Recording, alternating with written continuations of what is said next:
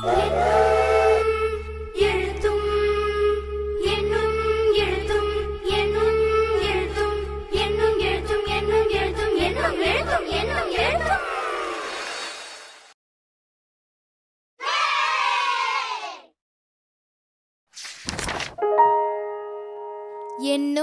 எழுத்தும்.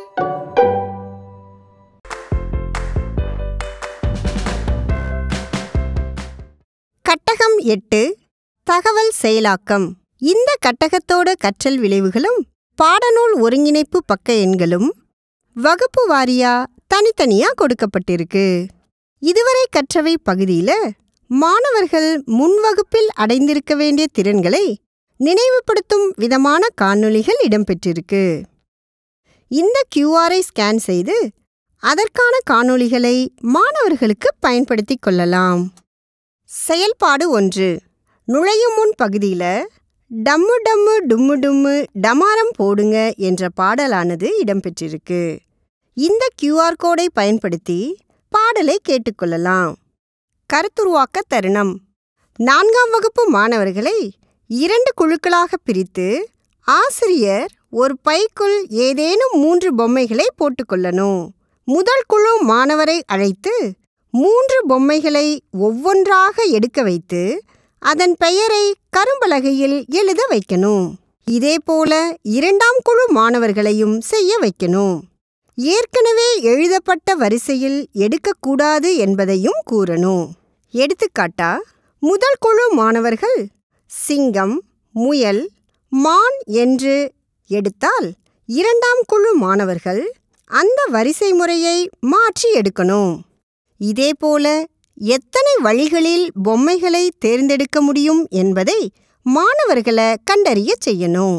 கற்றலின் தருணம் பகுதியில் 4 ஓரிலக்க எண் அட்டைகளை ஒருமுறை மட்டுமே பயன்படுத்தி எத்தனை 4 இலக்க எண்களை உருவாக்கலாம் என்பதை கீழ்மட்ட கரும்பலகையில் அட்டவணைப்படுத்தணும். மேலும் ஏதேனும் 4 பூக்களின் பெயர்களை எழுதணும். அவற்றில் ஒரு குறிப்பிட்ட பூவின் பெயரை மட்டும் முதலில் வருமாறு எத்தனை வழிமுறைகளில் எழுத முடியும் என்பதை கண்டறிய செய்யணும். முறைப்படுத்தப்பட்ட பட்டியல் சுடோக்கு. கருத்துருவாக்க தருணம் பகுதியில் 5ஆம் வகுப்பு மாணவர்களை 4 குழுக்களாக பிரிக்கணும். தரையில் ஒரு 4x4 கட்டங்களை வரைந்து அதில் வண்ணம் தீட்டணும். வண்ணத்திற்கு ஏற்ப எண்ணை கட்டத்திற்குள் எழுத சொல்லணும். கட்டங்களிலுள்ள எண்களை மாணவர்களை உற்றுநோக்க செய்து அனைத்து நிறைகளிலும் நிரல்களிலும் மற்றும் 2x2 கட்டங்களிலும் 4 எண்களும் ஒருமுறை மட்டும் அமைந்திருப்பதை உற்றுநோக்க செய்து சுடோக்கோவை அறிமுகப்படுத்தணும். கற்றலின் தருணம் பகுதியில் ஒவ்வொரு குழுவிற்கும் ஒற்றை எண்கள் 1 முதல் 7 வரையிலும், இரட்டை எண்கள் 2 முதல் 8 வரையிலும், 5இன் மடங்குகள் 5 முதல் 20 வரையிலும் மற்றும் 1 முதல் 4 வரை எண்கள் எழுதப்பட்ட சுடோக்கு அட்டைகளை கொடுத்து விடுபட்ட சரியான எண்ணை எழுதி சுடோக்கு புதிரை நிறைவு செய்யணும்.